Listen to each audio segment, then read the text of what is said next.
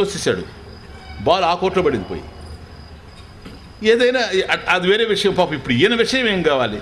2 అయిపోయింది మధ్యాహ్నం. ఎప్పుడు ఇంకేం తినేది పాపం. అప్పుడు పరిగెత్తుకుంటూ వచ్చి, స్వామి ఎట్లా స్వామి, ఏంటమ్మా ఇది 2 సార్లు ఎట్లా అయింది స్వామి, క్షమించండి, మీ పాదాలు బట్టి అడుక్కుంటున్నా, అందుకని మీరు ఆలోచించి ఎట్లా పెడతారో పేరు మీరు పెట్టాలి. ఇదే మా పరిస్థితి. ఒక్కరోజు మీరు పడ్డారు బాధ, భగవంతుడు ఏమైనా మీకు ఈ అనుభవం ఇస్తే మంచి పేరు పెడతారేమో, ఆయన సూటబుల్ నేమ్ ఏమైనా పెడతారేమో, ఆయన ఏమైనా చేశాడో, క్షమించండి స్వామి, ఇదిగో మళ్ళీ అన్నీ. పాపం 3వసారి పోయినాడట. 3వసారి పోయి స్నానం చేసి వచ్చి, యశోద ఇటు రామ్మ,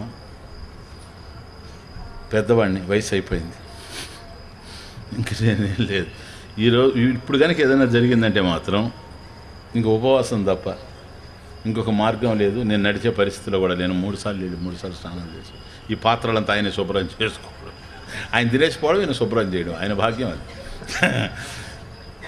అని అంటే, లేదు స్వామి మీరు చేసుకోండి, మీకు ఎందుకు నేను చెప్తానని అప్పుడు అన్నదట. ఆయన తయారు చేసుకొని చూసి, అమ్మ తయారైంది, స్వామికి పెడితే నేను తింటాను పడుకుంటాను, లేదా ఇంక ఈ రోజుకి ఉపవాసం, రాత్రికి నేను భోంచేయను, ఏకభుక్తం, మధ్యాహ్నమే నేను భోంచేసేది, మళ్ళీ భోంచేయను, స్వామికి నైవేద్యం పెట్టకుండా అసలు దాన్ని. లేదు స్వామి ఈసారి అట్లా కాదు, నాకు అర్థమవుతా ఉంది, వీడు ఏం చేసినా సరే వచ్చి తినేసేటట్టుగానే అని నేను ఇలా పట్టుకొని కూర్చుంటాను, మీరు కానివ్వండి. ఎంతసేపు అమ్మా? లేదు స్వామి మీ పూజ అయ్యేంత వరకు ఇక్కడి నుంచి లేవను, ప్రాణమైనా సరే నేను పట్టుకొని ఉంటా, ఇదిగో అని ఒళ్ళో కూర్చోబెట్టుకుందట ఆమె పుణ్యం. ఒళ్ళో కూర్చోబెట్టుకొని ఈ పక్క ఆ పక్క చేయి పట్టుకొని ఉందట, కదలకూడదు, మీరు కానివ్వండి స్వామి కానివ్వండి. ఆయన స్టార్ట్ చేయడం లేదు. ఆయన అంటున్నాడు, ఈ 2 ఎక్స్పీరియన్సెస్ ఎట్లుంటాయంటే నాకు, అమ్మా మరి ఇట్లా చూస్తున్నాడట ఆయన్ని.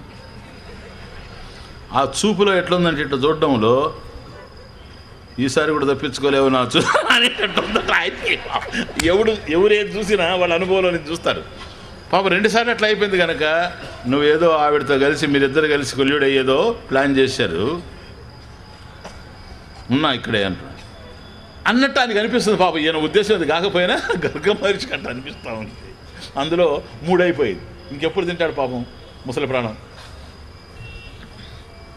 జాగ్రత్త అమ్మ. లేదు స్వామి మీరు కానివ్వండి, నాకు తెలుసు కదా తన కథ, ఇప్పుడే 2 సార్లు అయింది, ఇప్పటికే నా హృదయం చాలా బాధతో ఉంది, నేను కూడా భోంచేలా, మీరు భోంచేస్తే కానీ నేను భోంచాను, పెద్దలు నేను పట్టుకొని ఉంటాను, మీరు కానివ్వండి స్వామి, నాకు కూడా ఆకలిగా ఉంది, మీరు అయిపోయిన తర్వాత పట్టుకోను. ఆయన అన్నాడట, ఏమనుకోవద్దమ్మా,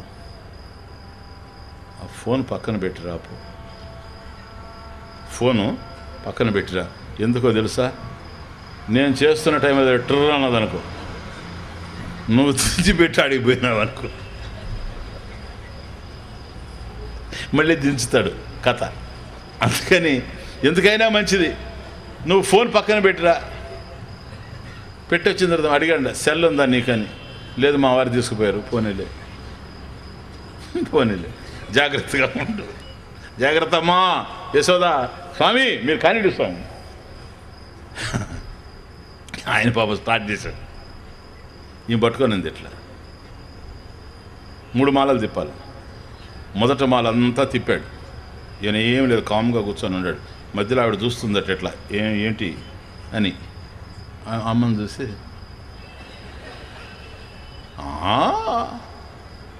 2వ మాల తిప్పుతూ ఉన్నాడు. అప్పుడు నవ్వుతూ అమ్మ వైపు తిరిగి ఆమె గడ్డం పట్టుకొని ఇటు అన్నాడు.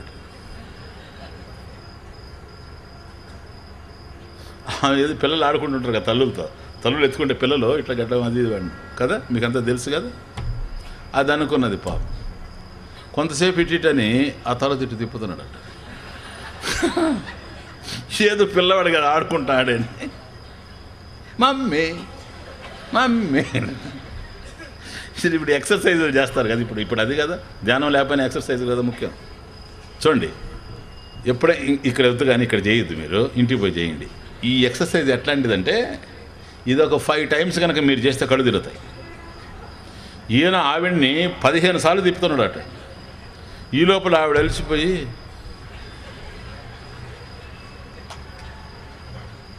మెల్లగా లేచి అప్పటికి 3వ మాలకు వచ్చేస్తున్నాడట. ఆయన మెల్లగా పోయి కూర్చొని అంత అయిపోయి గర్గం మార్చి కళ్ళు తెరిచి చూస్తే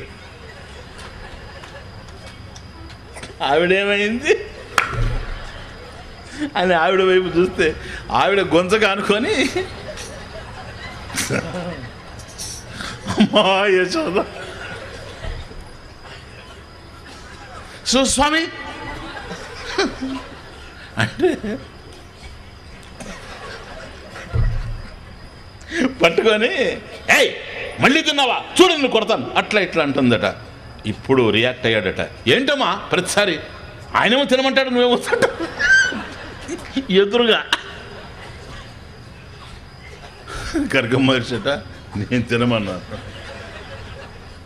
ఎంతోమంది పిల్లల్ని చూశాను కానీ ఇట్లాంటి వాడిని ఎక్కడ దొరుకుతాడు అట్లాంటి వాడు చూడడానికి? ఎక్కడ దొరుకుతాడు? ఏంటమ్మా ఇది ఎట్లా మాట్లాడుతున్నా? అదే స్వామి మేము పడుతున్న బాధ అంతా కూడాను అని అంటుంటే, లేదమ్మా ఆయన అడుగుమని. స్వామి నువ్వు చెప్పు, తదియే వస్తు గోవిందా అన్నావా లేదా? అవును అన్నాను. గోవిందుడు నేనే గోవిందుడు, నేనేనా గోవిందుడు?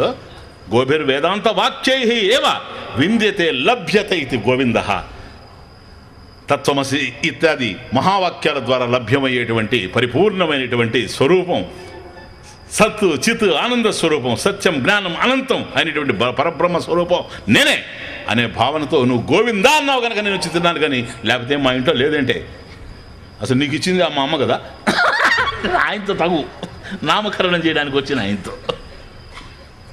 అప్పుడు అనుకున్నాడట, ఇదేంటి అసలు ఇది?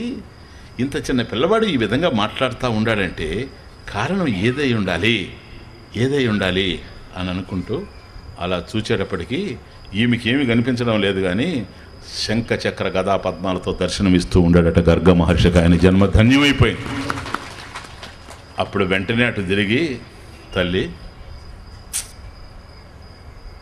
ఏమో అనుకున్నానమ్మా, ఎంత పుణ్యాత్మురాలివో, భగవంతుడికి జన్మనిచ్చావా తల్లి?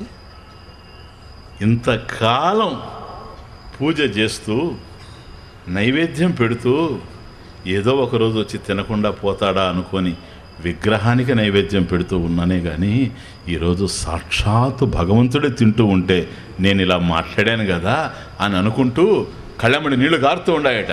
కంఠావరోధ రోమాంచ అశ్రుభి, మాట్లాడలేకపోతా ఉన్నాడు, గద్గదమైపోతా ఉంది కంఠం, రోమాంచం అవుతా ఉంది, గగురుపాటు జరుగుతూ ఉంది, కళ్ళమ్మడి నీళ్లు గారుతూ ఉన్నాయి.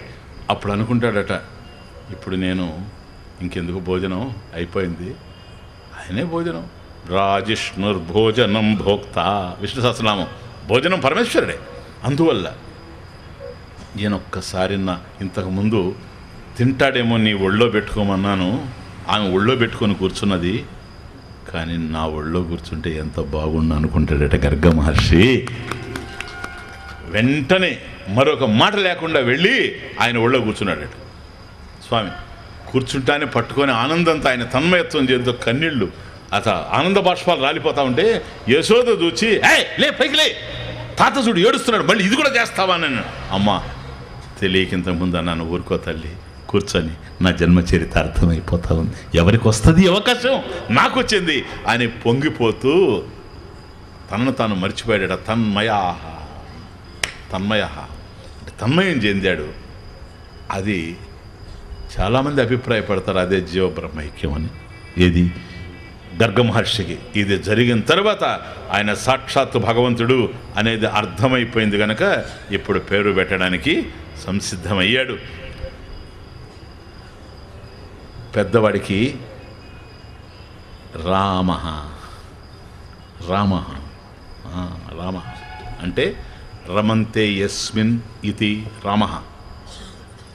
ఎవరిని చూసినప్పుడు జనం ఆనందాన్ని పొందుతారో వాడి పేరు రాముడు. అటువంటి వాడు, పైగా బలవాన్, గొప్ప బలం కలిగినటువంటి వాడు, అందువల్ల బలరామ ఆయనకి పేరు పెట్టి ఈయన చూచాడట. అనుభవించాడు కనుక ఇంతకుముందే ఆయన ఒడిలో ఆ ఆనందానుభూతి అట్లాగే ఉంది కనుక ఏం పేరు పెట్టాలి అని ఆలోచించి కృష్ణ కృష్ణ కృష్ణ. ఏంటా కృష్ణ? కృష్ ఎల్లప్పుడు, నా